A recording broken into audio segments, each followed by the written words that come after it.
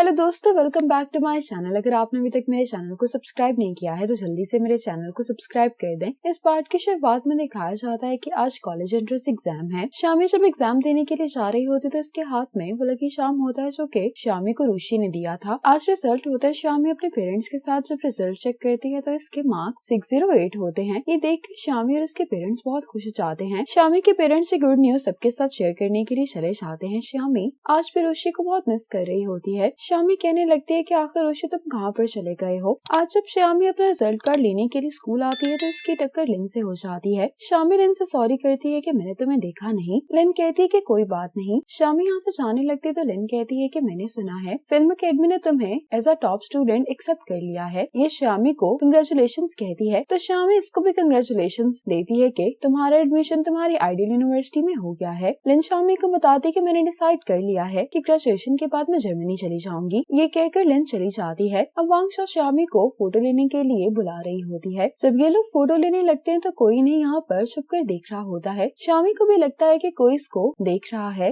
लेकिन जब ये मुड़कर देखती है तो यहाँ पर कोई नहीं होता। अब शामी उसी जगह पर आती है जहाँ पर ये लोग सनराइज देखने के लिए आए थे। शामी यहाँ पर आकर ऋषि को आवाज दे रही होती है। शामी कहती है कि क्या तुम्हें हमारा वादा भूल गया है। कुछ ही देर बाद यहाँ पर ऋषि आ जाता है। शामी इसको मारते हुए कहती है कि तुम कहाँ पर चले गए थे। ऋषि शामी को हक करता है और कहने लगता है कि मैं कहीं पर भी नहीं गया था। जब भी तुम मुझे पुकारोगी मैं तुम्हारे पास आ जाऊंगा। शामी कहती है कि तुम झूठ बोल रहे हो। ऋषि कहता है कि मैं झूठ नहीं बोल रहा, असल में मैं हमेशा ही तुम्हारे साथ रहा हूँ। ये कहकर ऋषि शामी को किस करने वाला होता है, लेकिन इतने में शामी की आंख खुल जाती है। अब 2025 दिखाया जाता है। शामी को इसके ऑफिस से कॉल आती है जिसको कहती है कि मैं अभी आ रही हूँ। शामी जल्दी से तैयार होती है और अपने ऑफिस आ जाती है। शामी कहती है कि मैं तुम्हें स्क्रिप्ट सेंड कर रही हूँ। तो ये कहने लगती है कि मैंने तुम्हें यहाँ पर स्क्रिप्ट के लिए नहीं बुलाया। सुसु कहती है कि असल में मेरे एजेंट ने बहुत सारे एक्टर्स का इंटरव्यू किया है, क्या तुम चूज करने में मेरी मदद कर सकती हो। शामी कहती है कि ठीक है, मैं तुम्हारी मदद कर देती हूँ। ये सुसु की दी हुई फाइल देखने लगती है तो सुसु उसको बताती है कि इसमें एक एक्टर का नाम वही है जो तुम्हारे मेल लीड का नाम है। ऋषि का नाम सुनकर शामी इमोशनल हो जाती है। कहती है कि अचानक मुझे काम याद आ गया है। सुसु कहती है कि तुम मेरी मदद के बगैर ही जा रही हो। तो शामी कहती है कि इन एक्टर्स की फोटो देखकर मैं अपनी इमेजिनेशन खराब नहीं करना चाहती और वैसे भी अपनी स्क्रिप्ट को मजीद बेहतर बनाने के लिए मैं अपने होम टाउन वापस जा रही हूँ। सुसु को बताती है कि शूटिंग साइट तुम्हारा होम टाउन है, तुमने अपने होम टाउन के बारे में कहानी लिखी है तो हमने सोचा कि उसको वहीं पर शूट करना चाहिए। ये सुनकर शामी बहुत खुश होती है। सुसु से पूछती है कि क्या ये स्टोरी तुम्हारे फर्स्ट लव से रिलेटेड है। तो शामी कहती है कि हाँ। सुसु पूछती है कि स्क्रिप्ट में जो प्रॉमिस है क्या वो उसने असल में किया था, क्या वो एक्टर बन गया है, कहीं वो एक्टर वही ना जिसके बारे में मैं बात कर रही हूँ। लेकिन शामी इसको ये देखने नहीं देती और कहती है कि ये वो नहीं है। शामी सुसु को बाय बोलकर यहाँ से चली जाती है। शामी जब वापस जा रही होती है तो यहाँ पर कुछ फैंस अपने स्टार्स से ऑटोग्राफ ले रहे होते हैं और ये ऋषि ही होता है, लेकिन शामी इसको देखे बगैर यहाँ से चली जाती है। शामी वापस जाते हुए ऋषि के दिए हुए जार को ही देख रही होती है और कहती है कि 10 साल बीत गए हैं, मैंने तो अपना वादा पूरा कर दिया है, क्या तुम भी अपना वादा पूरा करोगे। अब शामी वापस अपने घर आ जाती है। डैड शामी से कहने लगते हैं कि अब तुम 30 इयर्स की हो गए, अब तुम्हें शादी कर लेनी चाहिए। ये तो शामी को अपने कुलीग के बेटे के साथ ब्लाइंड डेट पर भेजना चाह रहे होते हैं, लेकिन शामी कहती है कि डैड मैं अभी वापस घर आई हूँ। तो मॉम कहती है कि शामी थक गई होगी, हम इस बारे में बाद में बात करेंगे। ये कहकर मॉम शामी को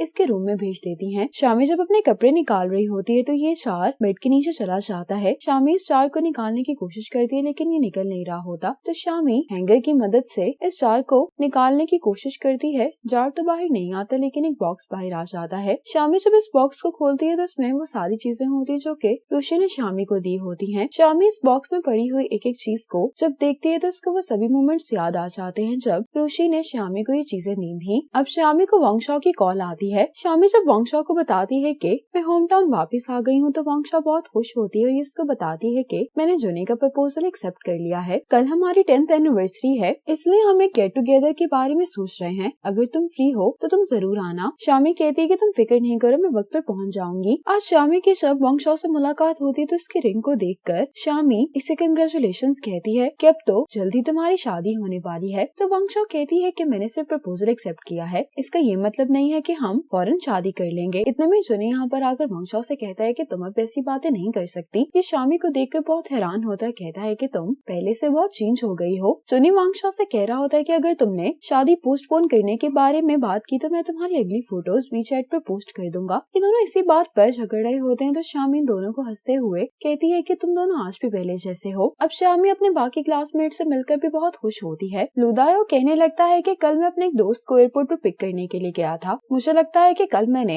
एयरपोर्ट पर ऋषि को देखा था, क्या वो वापस आ गया है? ये सुनकर शामी अपसेट हो जाती तो लुदायो जल्दी से बात बदलने की कोशिश करने लगता है। साओ पूछता है कि क्या फायन अभी भी जर्मनी में ही है? तो वंगशो कहती है कि मैंने लिन के वीचैट मूवमेंट्स देखे थे, वो और फायन लॉन्ग डिस्टेंस रिलेशनशिप में है। इतने में यहाँ पर लिन आ जाती है। इन सबसे कहती है कि फायन अभी भी जर्मनी में अपने थीसिस पर काम कर रहा है, इसीलिए उसने मुझसे कहा था कि मैं तुम सब लोगों को उसकी तरफ से भी हेलो बोल दूं। लिन शामी को देखकर उसको हक करती है। ये देखकर शामी को थोड़ा अजीब लगता है। लिन कहने लगती है कि क्या ऋषि तुम्हारे साथ नहीं आया? शामी को लिन पर गुस्सा आ रहा होता है क्योंकि लिन ने ये बात जानबूझकर की होती है। लिन शामी से पूछती है कि क्या इन 10 सालों में ऋषि ने तुम्हें कांटेक्ट नहीं किया? युहान को गुस्सा आ जाता है। ये कहने लगती है कि क्या तुम्हें मालूम नहीं है? लिन कहती है कि मेरा कहने का ये मतलब नहीं था। शामी कहती है कि हाँ उसने मुझे कांटेक्ट नहीं किया, और इन सब लोगों से कहती है कि अगर तुम लोगों को भी ऋषि के बारे में मालूम हो तो मुझे जरूर बताना, जब वो मिलेगा तो मैं उसकी खूब धुलाई करूंगी। अब वॉशरूम में लिन शामी से कहने लगती है कि मैंने वो सब कुछ जानबूझकर नहीं कहा था। शामी कहती है कि क्या तुम ये सब करके थक नहीं गई? लिन कहती है कि मैं तुम्हारे जितना नहीं थकी। तुम एक ऐसे इंसान का इंतजार कर रही हो जिसके बारे में तुम्हें ये भी नहीं पता कि वो आखिर कब वापिस आएगा। ये देखकर मुझे बहुत दुख होता है। शामी कहती है कि मुझे तुम्हारी केयर की जरूरत नहीं है, मैं जिसे पसंद करती हूँ मैं उसका इंतजार करूंगी। ये कहकर शामी चली जाती है। वांगशो शामी को कॉल करके कहती है कि गेस्ट आया जिसको देखकर तुम हैरान हो जाओगी। ये सुनकर शामी खुश हो जाती है और जल्दी से वापस आती है। शामी को लग रहा था कि ऋषि वापस आ गया है, लेकिन ये फायन होता है। शामी फायन को यहाँ पर देखकर बहुत खुश होती है, कहती है कि तुमने हमें क्यों नहीं बताया कि तुम वापस आने वाले हो? तो फायन कहता है कि मैं तुम सब लोगों को सरप्राइज देना चाह रहा था। फायन शामी से मिलते हुए कहता है कि हम कितने टाइम बाद मिल रहे हैं। इतने में यहाँ पर लिन आ जाती है और फायन को यहाँ पर देखकर लिन बहुत हैरान हो जाती है। योहान कहती है कि तुमने अपने आने के बारे में अपनी गर्लफ्रेंड को नहीं बताया। फायन कहता है कि तुम सही कह रही हो, मैंने लिन को भी सरप्राइज देना था इसलिए मैंने उसको नहीं बताया। अब ये सब लोग फायन के वापस आने की खुशी में ड्रिंक करते हैं। शामी फायन से कहती है कि तुमने तो कहा था कि तुम टीचिंग के लिए अभी जर्मनी में ही रुकोगे, फिर अचानक से वापस क्यों आ गए? क्या तुम्हारा लिन से कोई झगड़ा हो गया है? फायन इस बात का जवाब नहीं देता, कहता है कि क्या तुम हमारे एग्रीमेंट के बारे में भूल गई हो? तुमने ही तो कहा था कि स्क्रीन राइटर बनने के बाद तुम सारी रात हमारे साथ ड्रिंक करोगी। मैं इसी ट्रीट के लिए वापस आया हूँ। शामी सुनकर इमोशनल हो जाती है, कहती है कि मैं भला कैसे भूल सकती हूँ। शामी अपसेट होते हुए कहती है कि ऋषि को तो याद भी नहीं है। फायन कहता है कि अंकल के साथ शंघाई जाने के बाद उसने बहुत सालों तक मुझे कांटेक्ट नहीं किया। उसने वो सारे पैसे भी वापस कर दिए थे जो मेरे पेरेंट्स ने उसको दिए थे। फायन कहता है कि उसको इस बात का डर था कि उसकी वजह से हम मुश्किल में पड़ जाएंगे, लेकिन मैंने नहीं सोचा था कि ऋषि इतना जिद्दी निकलेगा। शामी कहती है कि मुझे इस बात का डर नहीं था, मैं सिर्फ इस बात से अपसेट हूँ कि ऋषि ने सब कुछ डिसाइड करने के बाद हमसे कुछ कहा ही नहीं। अगर वो मुझे कॉल करके ये भी कह देता कि वो मुझे अब पसंद नहीं करता तो शायद मैं ये भी एक्सेप्ट कर लेती, लेकिन उसने तो मुझे कांटेक्ट करना भी जरूरी नहीं समझा। अब दिखाया जाता है कि कॉलेज एंट्रेंस एग्जाम के बाद से शामी ऋषि को अपने बारे में बताने के लिए मैसेज किया करती थी। ये ऋषि को बताती है कि मैंने आर्ट एग्जाम पास कर लिया, फिल्म अकेडमी में तुम्हारा इंतजार करूंगी। ऐसे ही साल बीतते गए और ऋषि ने शामी को कभी भी कांटेक्ट नहीं किया। अब लिन यहाँ पर आकर शामी से कहती है कि क्या हम तुम्हें वापस छोड़ दें? तो शामी कहती है कि नहीं, इसकी जरूरत नहीं है। ये इन दोनों को बाय बोलकर यहाँ से चली जाती है। फायन अब जब जा रहा होता है तो लिन इसको कहती है कि क्या तुम मुझे एक और मौका नहीं दे सकते? अब ये दोनों बात करने के लिए बाहर आ जाते हैं। लिन फायन से कहती है कि मैं जानती हूँ कि मैं गलत थी। अब दिखाया जाता है कि लिन मिस्टर ली को